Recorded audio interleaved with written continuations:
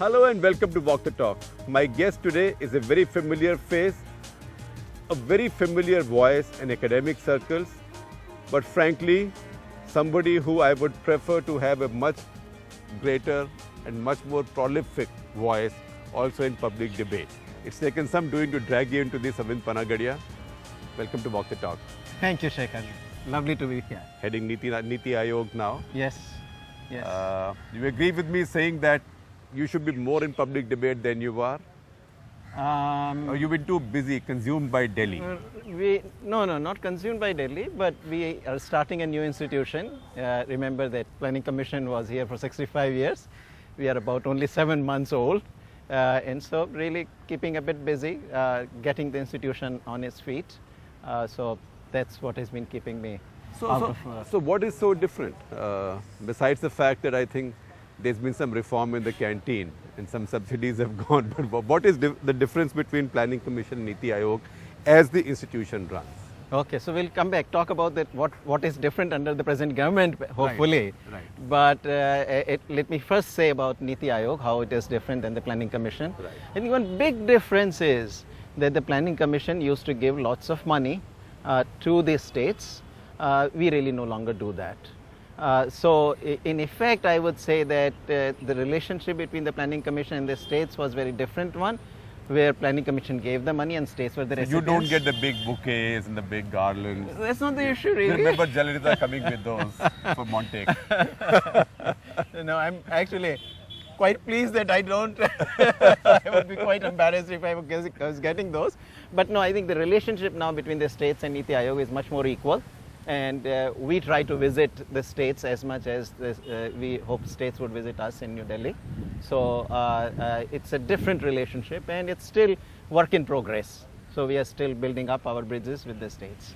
So does it empower the states more, or does it leave the states without a friend in Delhi? No. Remember that, we would always be friends of the states and we'll certainly work with the states.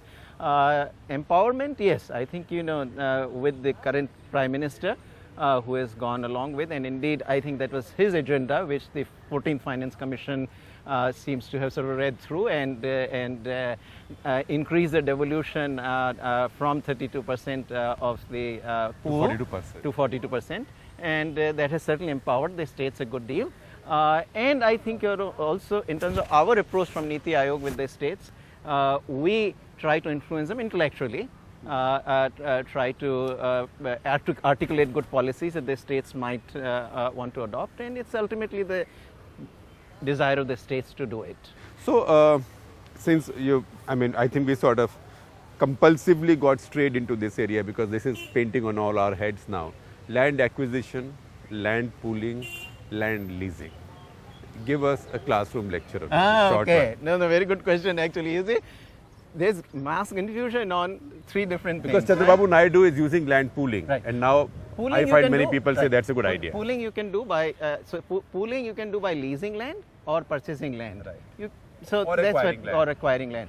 But the 3 basic transactions are land purchase, land lease, and land acquisition. Right. Now, purchase is an act done by mutual consent.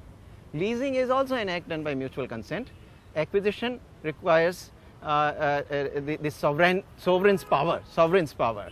Now, here you see, this is where we get into a bit of a confused territory in our land acquisition law. The 2013 law is what I'm talking about. Which is a bad law according to you. Yes, I have been critical of it. Yes.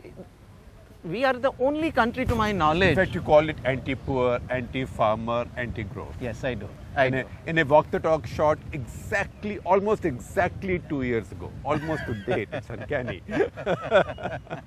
Yes, I think same humid weather. Only that I was outside the government at the time. Yes. And I think we recorded that in the campus of National Council of Applied Economic Research. Yes. But we need to distinguish between these 3 types of transactions, and we are the only country now, speaking to the 2013 Act, where actually consent is required for acquisition. You see, in the rest of the world, there is debate about what is a good public purpose for the government should acquire. But once you decide public purpose, then eminent domain prevails. Then no consent. There are no consent issue. So if consent is required, then I may as well purchase. Right. Because after all, purchase requires consent. Right. So only distinction we are making here is that in some cases, the consent is only for 70% or for 80%, depending on the purpose. But still, a consent generally is not a part of the... And it's unworkable. And well, it is difficult in the way we have kind of built it into it. It's not completely impossible. Do we have evidence that this has blocked growth over the past 2-3 years? I see some data that cost of building highways has gone up phenomenally because costs of acquisition have gone up. See, the compensation, I think, part of the cost that was actually required. I was always of the view. Farmers should get more. Owners should get more. Yeah. I was always of the view, even when we 2 years ago discussed the matter, that there was a lot of excesses against the farmers, and that had to do with not giving enough compensation. And I actually wrote favorably about the West Bengal Chief Minister at the time when she kind of shipped out the nano car project. Right. So I in fact wrote very favorably to her that in the end she was taking the right cause. Because it was taken too cheap from farmers and given to an industry. Yeah. Right. Farmers should have got a part of the upside. Right.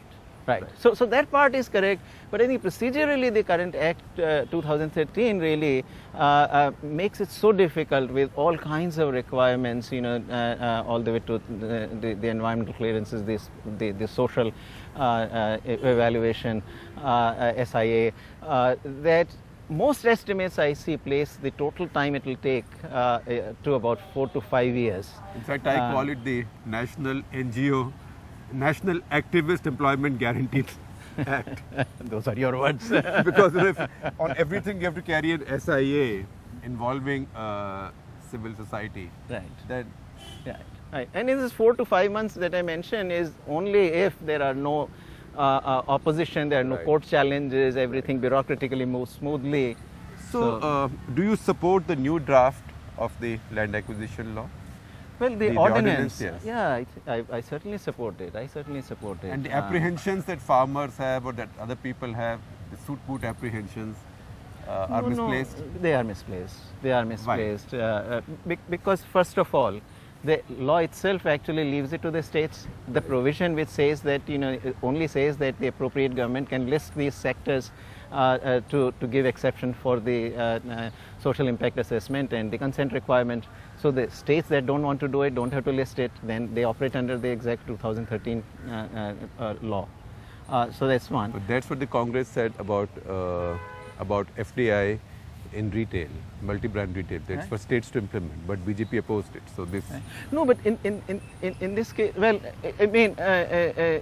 look, this is a case where if you look at even FDI, it is in place. So it has not been disturbed. It has not been disturbed. But as far as this FDI law, detail is in place. Yes, it's been notified. Right. And as far as this 2013. In fact, I would like Congress to tell one of their chief ministers to invite FDI in multi-brand retail because it was their policy and defy the BJP to block it in Delhi. They are big. So what went wrong whereby this became so unpopular in Parliament, the new law? Well, this is really above my pay grade because it's really a question for the politicians to answer. I'm not privy to what negotiations went on and all, but it certainly seems that, in effect, the reason did not prevail. I mean, from outside, the way I see it is that the reason has not prevailed. Instead, it is the political, very, very narrow political forces that seem to have prevailed. And certainly the national interest has not prevailed either, this is sort of said. Arvind, you are essentially and fully an intellectual, and I hope you never become a bureaucrat, but you never will. Now that you are seeing the system from inside, you've seen the mythologies on economics that prevail in Indian popular mind.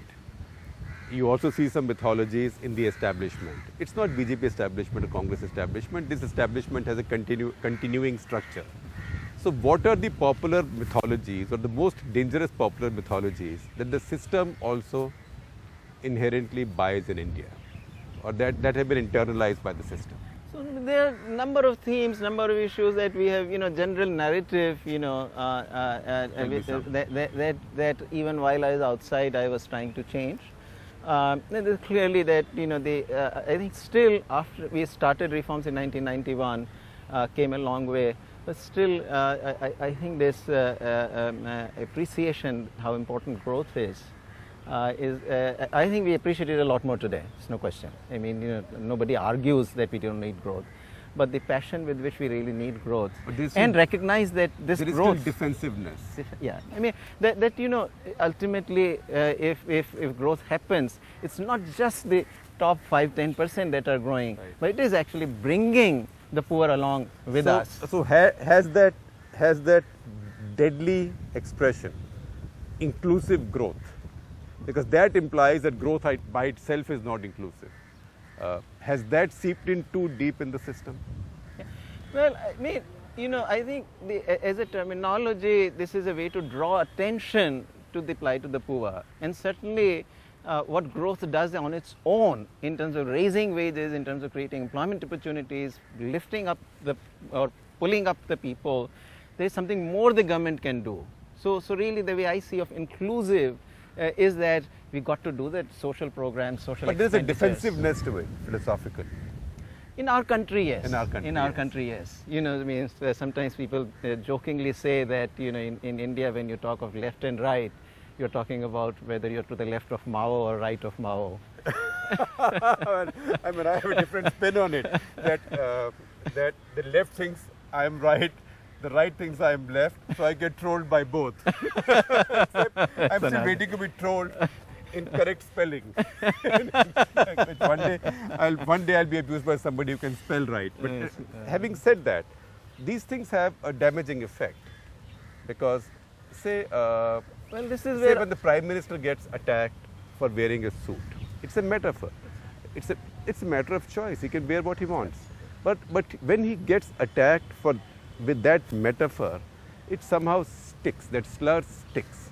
No, I think, look, let's not just I'm in sympathy with him on that. I'm in sympathy with him on that. Yeah, in no, fact, no. I wrote it.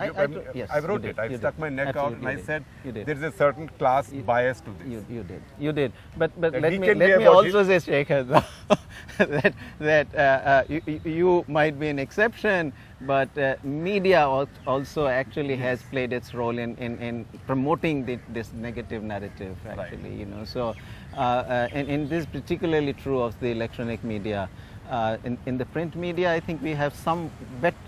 I mean, even I'm speaking when I was outside, one had some voice in there, but I think electronic media particularly tends to be a bit sort of skeptical of growth, that growth could itself on its own pull people up and all, So right. For people like us, even when outside, it's tough going.